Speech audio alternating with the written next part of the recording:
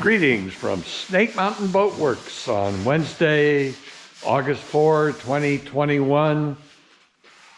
Look at that change since the last video on our 1950 18-foot Chris-Craft Riviera. Joe and Rick have been working day and night, literally.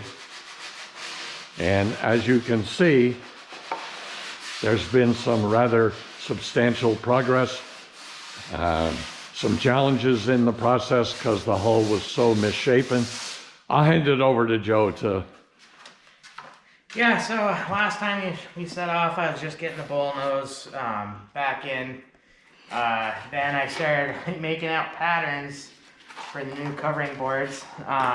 You can see what we, kind of what we had to go by. The hull was so out of shape on the starboard side, it was out about 1.5 inches. So the old patterns that we took off with all the new framing in it changed a little bit. So we had to replicate the same radius all the way around, where like you see on the inside of this, it still might be a little bit off, but when we get the new decks into it, that's when we'll be able to get it true with the plunge router. So that way the outside seam will be completely the same all the way around, so you don't see any wiggly or anything like that. But it's taking...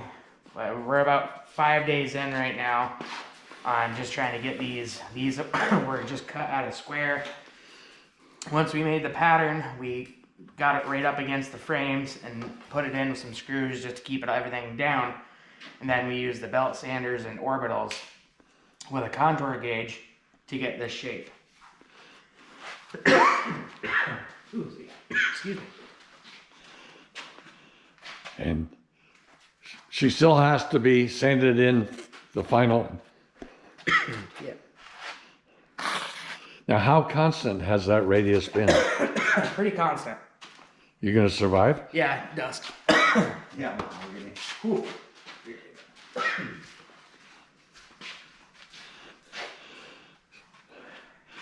And somebody was asking why we're using pine. Hello? We're not using pine. We would never use pine. There is sort of rough wood used in bracing and patterning, but not in the final.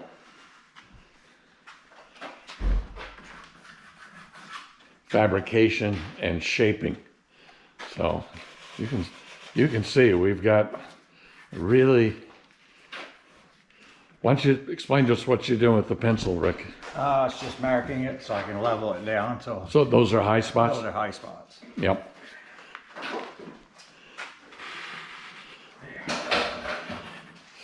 So if some of you will sort of go back and take a look at what she was when she was dragged in here, I think you'll see that she's actually almost looks like a boat again.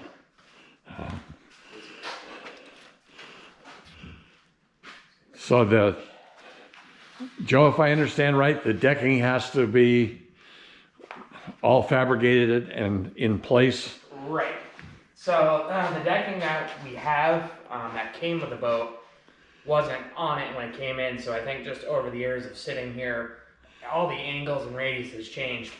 So we're trying to get it back to straight as what it was with the old planks, but we're going to have to fabricate new ones. So that way everything is going to be solid again. And we have to remake the hatch because we don't have a hatch cover. Correct.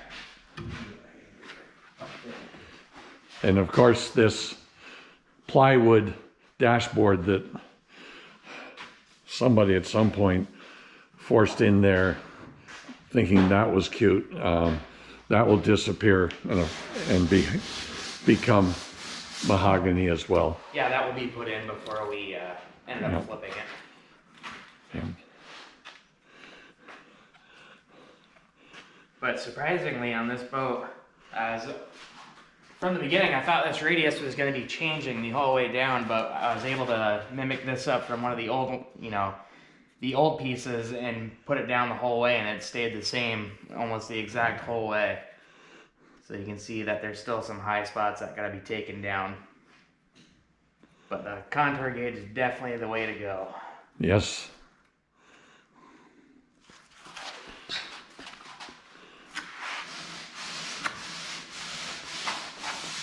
And there's a little indentation up here that will be taken care of when we sand it in, do the final shaping.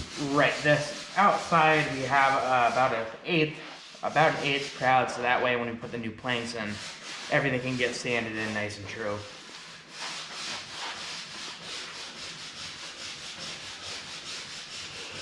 So I'll let these guys keep at it. And my guess is the next video, which we'll present to you in probably late this week, early next week sometime, will show continued progress. And in the meantime, Rick decided to take on stripping my 1950 Riv, and it just has the most beautiful mahogany in it. The other thing that's really nice is that the seams are all still very sharp and very true. So we jump back and forth. This guy over here is just going to sit for a while until we get our rebuild Riv more rebuilt than she is now. So that's our update on August 4 on the 1950 18-foot Chris-Craft Riviera. Thank you so much. Bye-bye for now from Snake Mountain Boatworks.